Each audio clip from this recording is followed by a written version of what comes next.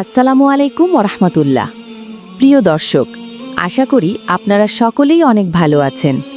আমাদের চ্যানেলটিতে প্রতিনিয়ত ইসলামিক এবং শিক্ষণীয় ভিডিও ছাড়া হয়, তাই লাইক, কমেন্ট এবং সাবস্ক্রাইব করবেন আশা করি।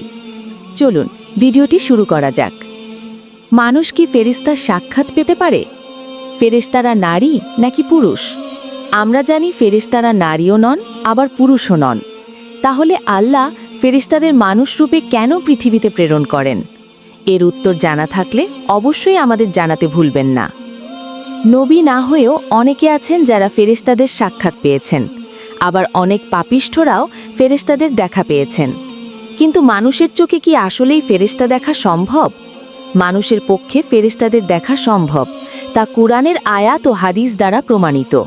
তবে ধর্মতাত্ত্বিক আলেমদের মতে ফেরেশতাদের প্রকৃত আকৃতিতে দেখা সম্ভব নয়, কারণ ফেরেশতারা আল্লাহর নূর বা জ্যোতি দ্বারা সৃষ্ট, যা মানুষের চোখে সহ্য করার ক্ষমতা রাখে না।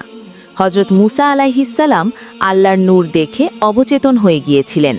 তবে আমাদের প্রিয় নবী হযরত মুহাম্মদ সাল্লাল্লাহু আলাইহি ওয়াসাল্লাম জিবরাইল আলাইহিসসালামকে একাধিকবার আপন আকৃতিতে দেখেছেন।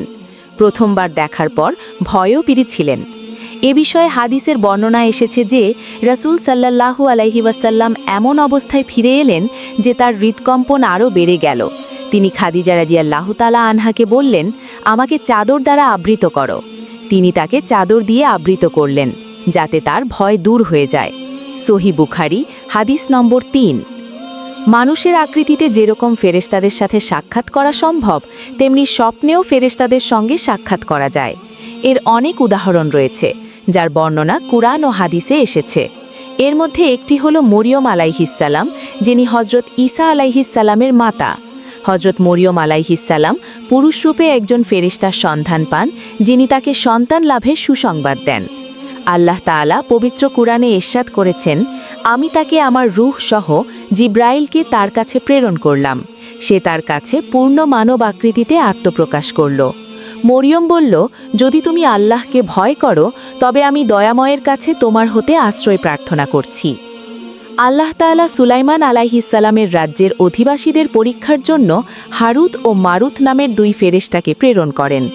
মানুষের আকৃতিতেই সেখানে তারা অবস্থান করেন। কুরআনে সেই ঘটনা সম্পর্কে বলা হয়েছে, আর তারা অনুসরণ করত যা শয়তানরা সুলাইমানের রাজ্যে পাঠ করত। আর সুলাইমান কুফরি করেননি, শয়তানরা কুফরি করেছে। তারা মানুষকে জাদু শেখাত, এবং যা নাজিল করা হয়েছিল বাবেলার দুই ফেরেশতা হারুত ও মারুতের ওপর। আর তারা কাউকে শেখাত না যতক্ষণ না বলতো যে আমরা তো পরীক্ষা, সুতরাং তোমরা কুফরি করো না। সূরা বাকারা আয়াত ১০২।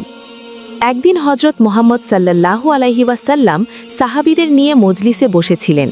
সেই সময় জিবরাইল আলাইহিসসালাম মানুষের বেশে সেখানে উপস্থিত হন এবং রাসূল সাল্লাল্লাহু আলাইহি ওয়াসাল্লামকে বেশ কয়েকটি প্রশ্ন করেন। রাসূল সাল্লাল্লাহু আলাইহি ওয়াসাল্লাম সবগুলো প্রশ্নের সঠিক উত্তর দেন। এরপর তিনি সেখান থেকে চলে যান। তখন রাসূল সাল্লাল্লাহু আলাইহি ওয়াসাল্লাম সবার উদ্দেশ্যে বলেন, ইনি জিবরাইল আলাইহিসসালাম, ইনি তোমাদের দ্বীন শেখাতে এসেছিলেন। সহিহ মুসলিম হাদিস নম্বর ২।